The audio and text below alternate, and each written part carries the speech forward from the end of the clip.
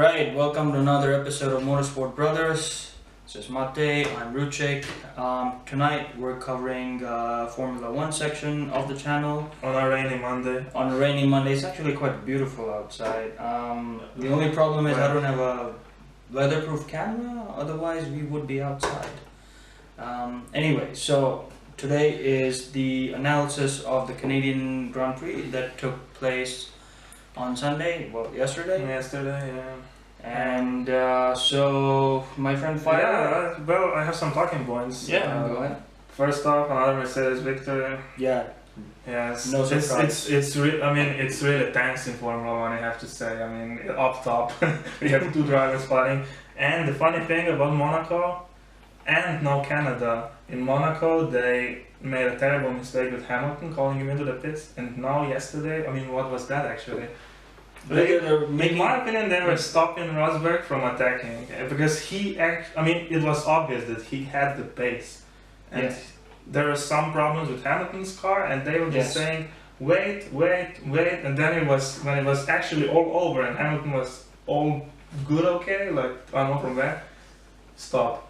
I mean, yeah, exactly. I mean, that was quite strange in that, first off, they say that Hamilton, I think it was about, and correct me if I'm wrong, I think it was about 18 laps into the race, and all of a sudden the call comes through the radio saying you need to move to lean fuel. I mean, obviously, Gilles Villeneuve circuit, it's a high-speed circuit, it's hungry for fuel. Yeah, exactly. But to just skip standard and move straight to lean was a bit of a shock. And then suddenly towards the end of the race he suddenly has fuel. What I think actually is it's some sort of payback for Hamilton now. I mean, they're just giving him the victory back that he actually probably lost in Monte Carlo. And then also... It's just complete. Also the other teams, first off Ferrari, I was expecting more. I mean, especially from Raikkonen. For the first time this year he had like a good Saturday. Yeah. He made a good qualifying, Vettel totally blew it. But then in the race he was... Kimi.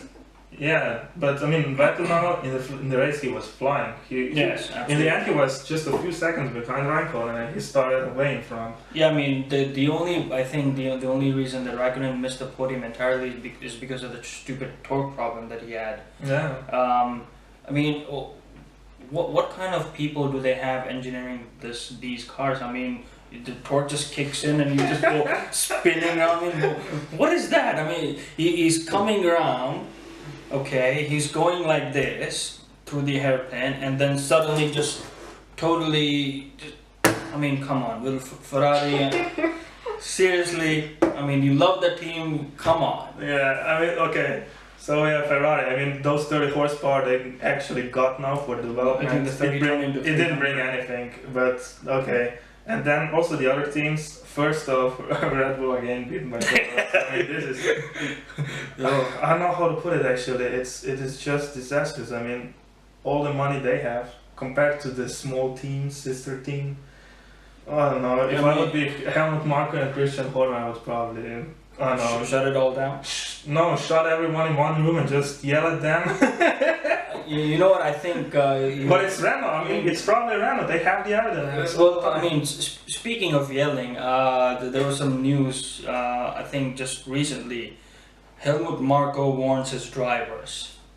Why? Yeah. Why do you want to warn your drivers? I mean, you have a problem with the engines. What's the driver got anything to do with the engine? The driver is just a driver, right? Yeah. His job is to drive.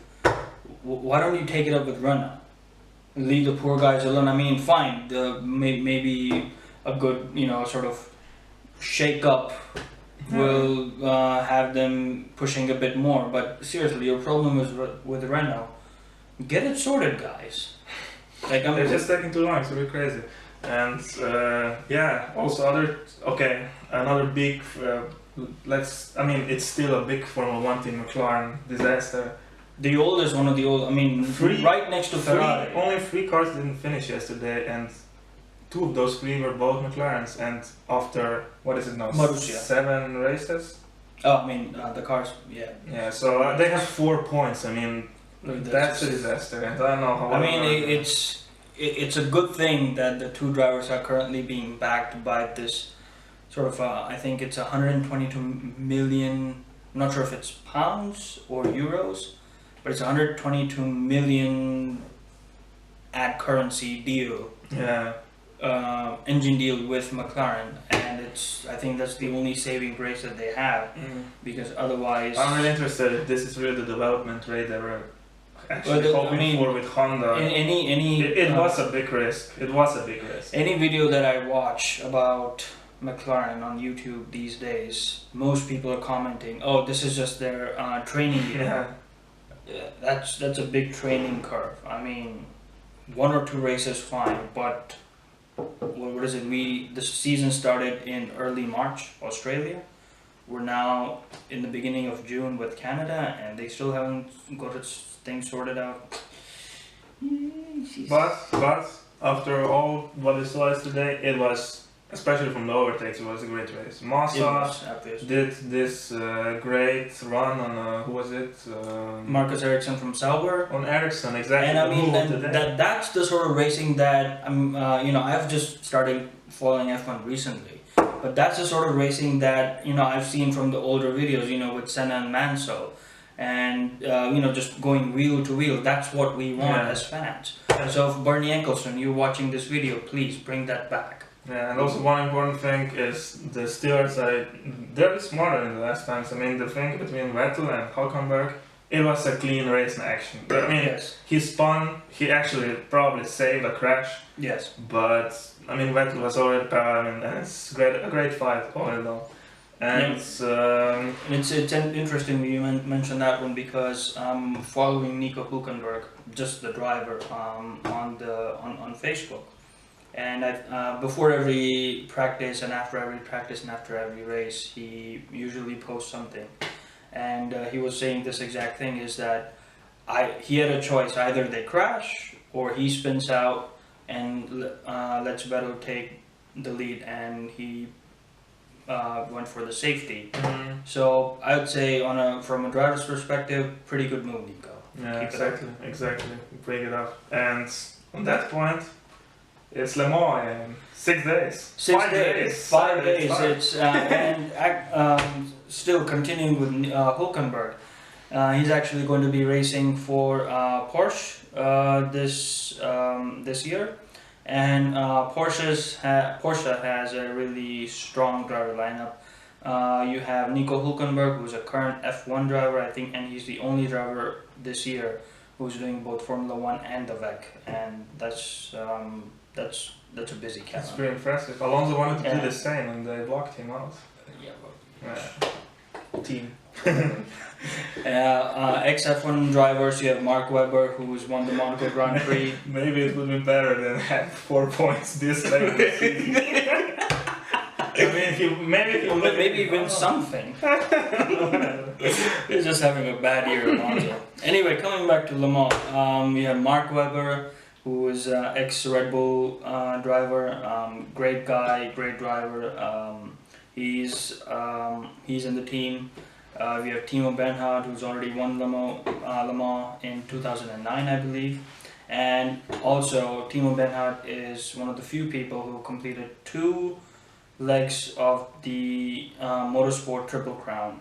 Now what it is a career achievement where you are a Formula 1 winner, where you win in Le Mans and Indianapolis 500. And he's completed Le Mans and I think Indianapolis 500. Yeah, he did that? Yes. I thought this is Matt Montoya is actually like the only guy having 2 out of 3. No, Bernhard isn't. Oh yeah, that's good news. Maybe I'm wrong. I need to look it up again. Maybe I'm wrong.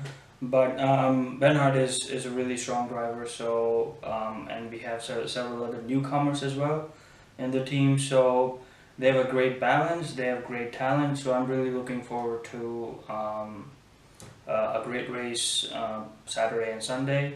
Obviously, Audi are their main competitors. And I'm also going for the superior 4-wheel drive and ultra technology. I mean, the Audi has. I mean, for many years they've been proving it, and they no longer have the factory team racing. But what they have is an agreement with a company called Jost Racing, based in Germany, and they're the ones running the Audi LMP1 cars.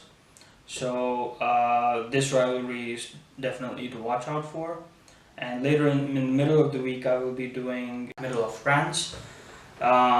Beautiful place. Actually, not that far from here. Yeah. Yeah, kind of, sort of. Not so far, but still, they're a pain in the butt to get there. Yeah.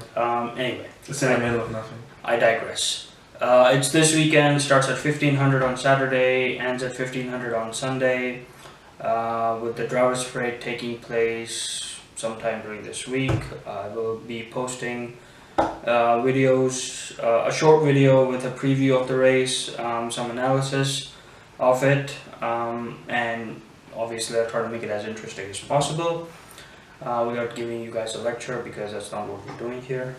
And what else did I want to do? Go take the GPDA survey. We'll post your link. Yes, GPDA survey, really important. It's for, particularly it's aimed at F1 fans. So it's the Formula One Driver Association, and they just want to get your opinion about the sport. And take 30 minutes for it. It's really long, but I think it will pay off because they can really do something with it. And I think it should pay off, because at this point I've heard that people from about 180 countries have already participated in it. So it's already making waves. It's already making news. And it is our sincere hope that people in the FIA, people like Mr. Eccleston, take notice of this and really take, look over the opinions of people. And after all, without the fans, there is no sport. Exactly. I mean, fans make the sport, and if you leave us out in the cold, then there is no sport. So make sure you take the survey and stay tuned for the preview of Le Mans, and a much longer video on just the history of the race and other events that take place at the circuit, and also I will talk you through some of the vehicle categories, namely LMP1, LMP2, the GT series cars. So stay tuned for all of that midweek. Yeah. And next week I'll cover Formula One. It's Austria.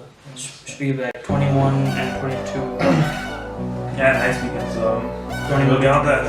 Look out for that. Right? So that's it from us. See ya.